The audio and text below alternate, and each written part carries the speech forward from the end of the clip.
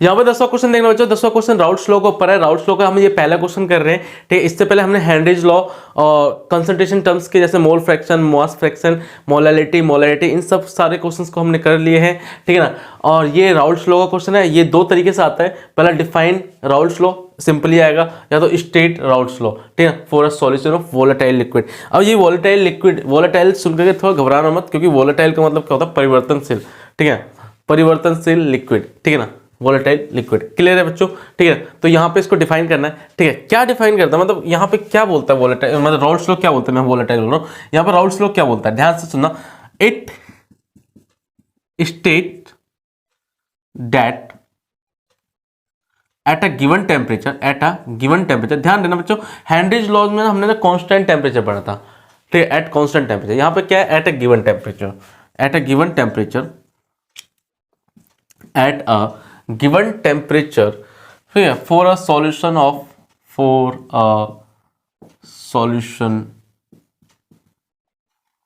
Of volatile liquid.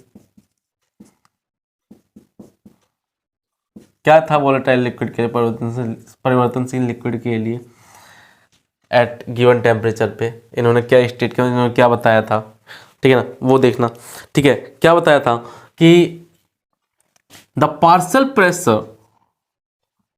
Vapour pressure, ध्यान से सुनना बेटा, द पार्शियल, वहां पे हम पार्शियल प्रेशर, यहां पे पार्शियल वेपर प्रेशर पढ़ेंगे, ठीक है बेटा। The partial vapour pressure,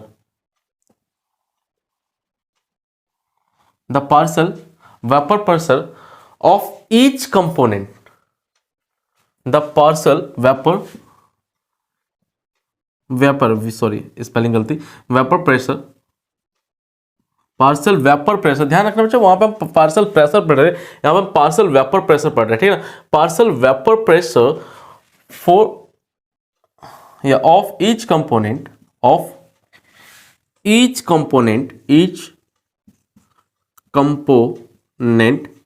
is directly of each component of a solution, मतलब सॉल्यूशन के अंदर जितना भी कंपोनेंट होता है उसका पार्शियल वेपर प्रेशर जो होगा ना, वो is directly proportional,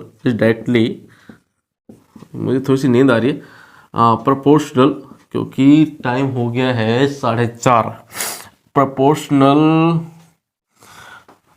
each component of solution is directly proportional to its mole fraction बच्चों, its mole fraction।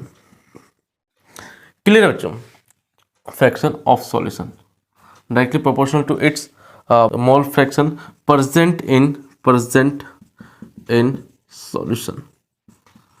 ठीक है बच्चों, थोड़ा सा ना दिक्कत हो रही है क्योंकि अब नींद ज़्यादा आ रही है, ठीक है, सुबह के 4:30 बज चुके हैं, ठीक है। तो इस ध्यान सुनना, अब मैं इसको समझा देता हूँ थोड़ा सा। It states that at a given temperature, देखो इन्होंने क्या बोला था, देखो इन्होंने क्या स्टेट किया था, इन्होंने क्या बताया था कि जो पार्शियल वेपर प्रेशर जो है ना, ईच कंपोनेंट, सॉल्यूशन के अंदर जितना भी कंपोनेंट है उसका पार्शियल वेपर प्रेशर जो है ना, वो डायरेक्टली प्रोपोर्शनल होगा,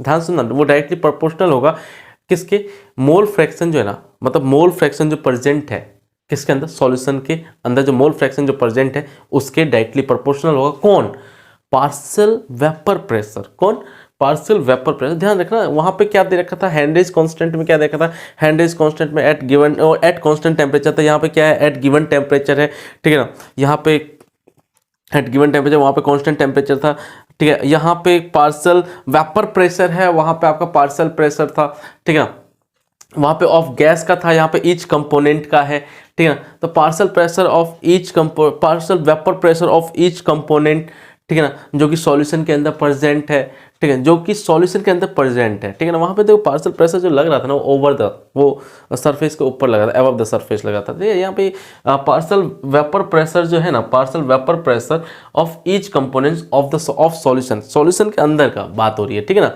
तो थोड़ा सा ये डिफरेंस है उन दोनों के बीच में, अदरवाइज इनके बीच में सिमिलरिटीज भी बहुत सारी है, जो कि मैं अभी लिखवाऊंगा, अगला क्वेश्चन उसी के ऊपर होगा, ठीक है ना।